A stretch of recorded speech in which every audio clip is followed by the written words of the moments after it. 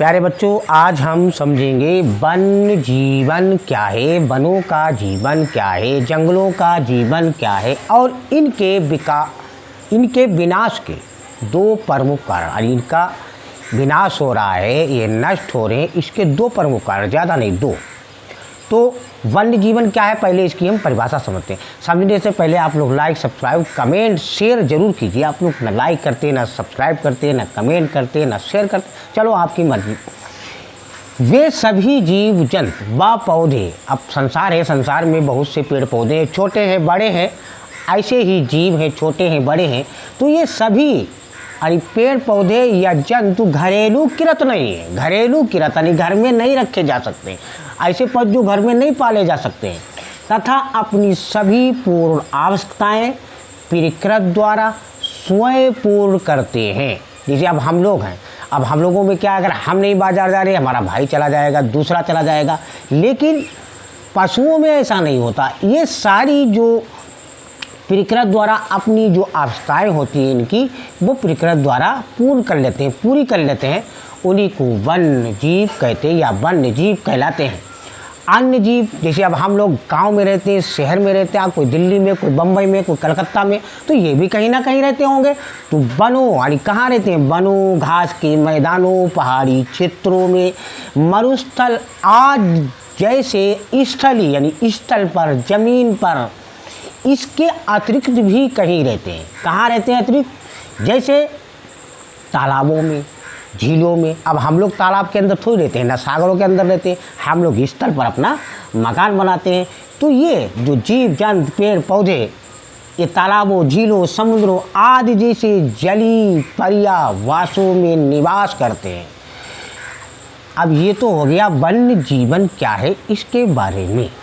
अब होगा कि मनुष्य ने यानी इसके जो विनाश के जो प्रमुख कारण हैं वो क्या है। क्योंकि मनुष्य के क्रियाकलाप, मनुष्य ऐसा कर रहा है क्योंकि आबादी, जनसंख्या बढ़ती जा रही है। जब जनसंख्या बढ़ती जा रही है, जैसे किसी के 2 बच्चे तो 2 मकान, किसी के 5 बच्चे तो 5 मकान। तो अब यहाँ जंगल है, वन है, तो अपनी आवश्यकता के लिए, अपनी ज़रूरत के लिए वनों को काटेगा। अब ऐसा तो नहीं भाई, स्थल पर हम लोग खेतों में गेहूँ बोते हैं, तालाब में थोड़ी बो देंगे। अब तालाब में गेहूँ नहीं जमेगा। अगर तालाब में अगर गेहूँ जम जाता तो कोई गरीब ही नहीं रहता पूरे संसार में, कि इतने इतने बड़े बड़े सागर है, वहीं डाल देते उठा करके, उसी में गन्ना पैदा करते, उसी में गेहूँ, मक्का सब उसी में पैदा करते, स्थल पर करते, और अपना मकान बनाने के लिए, अपना आवास बनाने के लिए।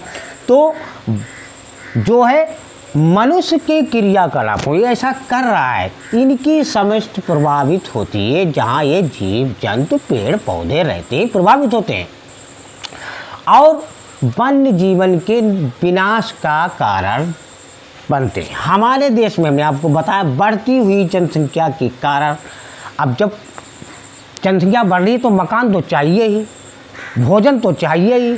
तो भोजन के लिए लकड़ियों का इस्तेमाल करते हैं, यानी लकड़ियों की जब आवश्यकता होती है तो जंगलों को काटते हैं, खेती करने के लिए जंगलों को काटते हैं। तो ये जनसंख्या के कारण यानी इमारती लकड़ी, यानी किसानी करने के लिए, उत्पादन एवं औद्योगिक जो उद्योग लगाएंगे, फैक्ट्रियाँ लगाएंगे, वो भी तो स्थल पर ही लगाएंगे, तालाब में थोड़ी लगाएंगे।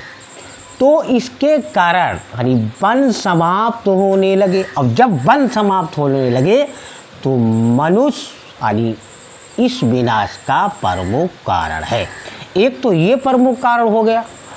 दूसरा है कि वनों को तो काट रहा है, उसके साथ साथ उनका अधिक से अधिक शिकार भी कर रहा है। तो ये दूसरा कारण हो गया, जिससे वन्य जीवन भी संकट की अवस्था में है। बच्चों, ये है वन्य जीवन क्या है और उसके दो विनाश के प्रमुख कारण। बच्चों, हमने आपको बताया, सब्सक्राइब, लाइक, शेयर जरूर कीजिए। हमने आपको बता दिया, बाकी आपकी मर्जी। अच्छा लगे तो कर देना, ना अच्छा लगे तो मत करना।